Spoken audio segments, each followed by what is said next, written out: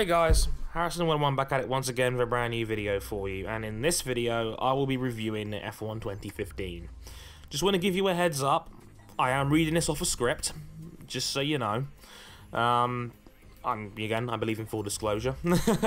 And yeah, I feel like a review is something you can't really wing, hence why I know a lot of you guys prefer it when I'm not scripted as opposed to when I am, but consider this just a one-off for the time being. But yeah, hope you guys appreciate the review.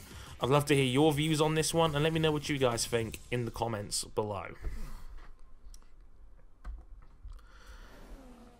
So, this is the one you've all been waiting for, me reviewing F1 2015 on the Xbox One, also available on PlayStation 4 and PC. This has been the much anticipated first foray from Codemasters into the next generation consoles after choosing not to do it with Grid Autosport. So, how does the 6th Codemasters F1 game stack up on Xbox One? Well, it's amazing at its core, but it has some serious, almost game-breaking technical problems. Obviously, the most clear thing to address first is the look and presentation of the game on next gen, and the game performs very well in this regard.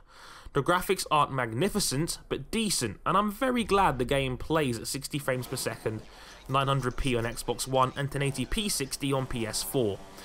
It makes a huge difference and makes the racing experience all the more smooth and enjoyable. Less racing games than you think play at 60 frames per second, so I'm very glad that F1 2015 has this from the start. There's a small amount of frame drops in stormy weather, and the replays only play at 30, which is a shame, but on the whole, the game performs well. Special praise has to be given to the gameplay when the weather is stormy. It's awesome.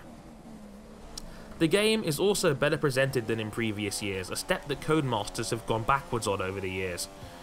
The game has many more in-depth cutscenes before races, replicating that pre-race feel, with real-life F1 commentators David Croft and Anthony Davidson on the mic. Also, I love how you're on the grid, in the car before a race as you finalise your race strategy. A nice touch. A shame though that some of the lines are repetitive, there's numerous grammatical and spelling errors in the subtitles, and Davidson's lines sound really scripted.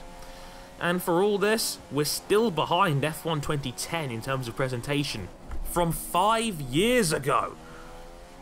So, how does the general gameplay hold up? Well, for the most part, it's excellent. As said, the 60 frame per second gameplay is a real compliment, and the game's handling model has been redone from the ground up, and it feels pretty good on the whole.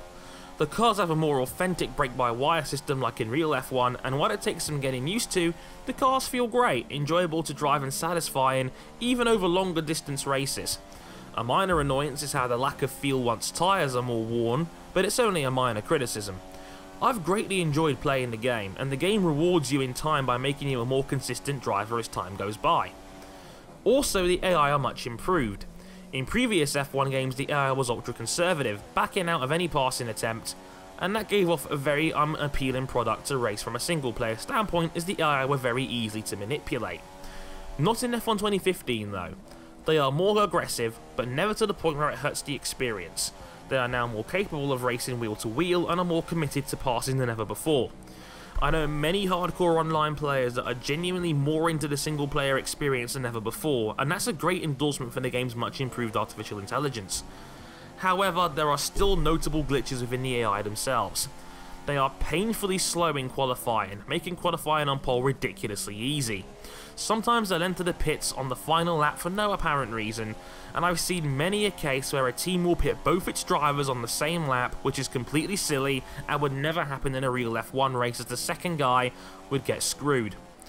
Also, sometimes the game will freeze you in second gear on pit release, and that's annoying. And even more ridiculous, the safety car has been removed, a fundamental part of the game and sport, and that's very disappointing given the game does have more collisions, AI mistakes and random failures. Simple matters that could very easily be patched, and the lack of a safety car for me is unforgivable. What's also more noticeable is the sheer differences in difficulty. Legend AI will give any player a stiff challenge if they're not using the top 3 cars, but why with the 6 different difficulty settings does there have to be 1.5 to 2 seconds a lap between them? The gaps are too big, and it's easy for good players in between like me to either play a game that's too easy on Expert, but too challenging to enjoy the experience on Legend. A more sliding scale like Project Cars wouldn't have gone amiss here. Another problem with this game is its sheer lack of content. F1 2014 last year was criticised for being a very bare bones F1 experience, and having less content than the previous game. This year's game somehow has even less to its name. Most notably, co-op championship play and the promising scenario mode has also been scrapped, as well as the career mode as we know it. Replacing career is the new championship season mode, where you represent a driver in the 2015 or 2014 World Championship and then play as them over a season. Now, I'm not massively upset that career mode got removed. It had slowly gotten worse and worse as time in the games had gone on, but this is not really an adequate replacement. It offers very little as a mode compared to just doing the entire 19 race calendar in quick race mode. Also, the way the mode is structured is restrictive and flawed. If I want a full 3-stage qualifying, I have to do 100% distance races? If I want one-shot qualifying, races have to be 25%. That's ridiculous, and there's no reason at all for the game to be so restrictive over its options, which is probably the best way of describing the mode in the first place. You can take this one step further with the new Pro Season mode, a hardcore version of said championship season that forces you to play with no assists, every session replicated like a real F1 race weekend, 100% distance races, the HUD switched off, and you being locked into the cockpit cam.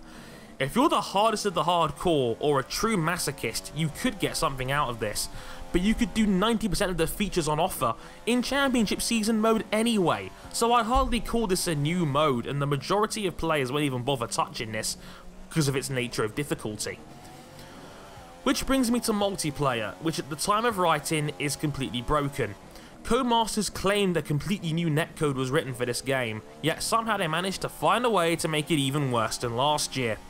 The matchmaking takes forever to set up lobbies, we still can't fill a full grid of 20 cars like actual F1, and for some reason they split matchmaking for races into 5 playlists for seemingly no good reason at all.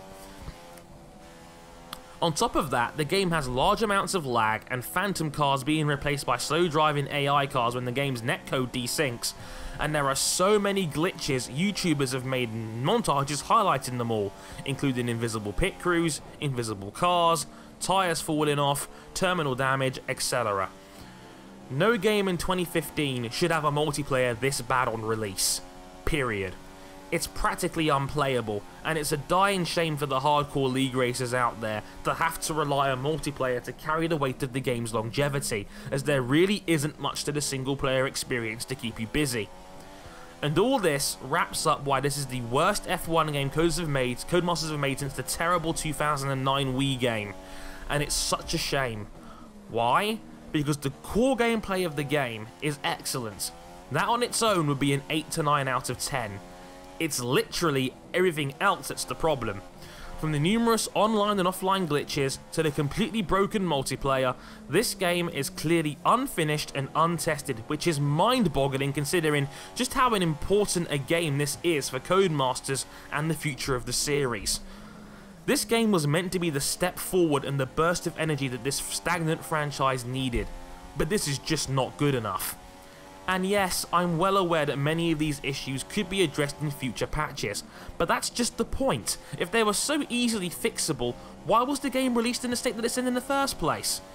Easy, to satisfy all those Steelbook pre-orders. Codemasters thought that the product we're playing right now was satisfactory enough for release. If that's the case, that's an insult to my intelligence. I'd rather have the game be delayed again, because it already happened once before. Remember, this game was meant to come out on June 12th, and it released with... I would rather see this game released with due care and attention than be sold a substandard product on the promise that it'll get the treatment to take care of it, which is what should have been on disc in the first place. The bad PR just isn't worth it. Just see Arkham Knight on PC, or the releases of Project Cars and Drive Club on Next Gen, to see how bad first impressions can kill a game, despite Drive Club being much more playable now than it was released a year ago. Developers should not be allowed to release unfinished games on console. End of discussion. Even if the bugs got fixed, the casual player is going to get bored quickly. Now, as much as the F1 games are limiting and the core gameplay is excellent, as a complete video game, that makes it a much harder sell. F1 2015 is a game with so much promise and potential. A recipe for the perfect shepherd's pie for an F1 game with its solid visuals, improved presentation, and excellent gameplay. And then they had to go and fill it with dog meat. Potential doesn't mean anything unless it delivers, and it's the technical production of this game that is F1's biggest success and most crippling failure.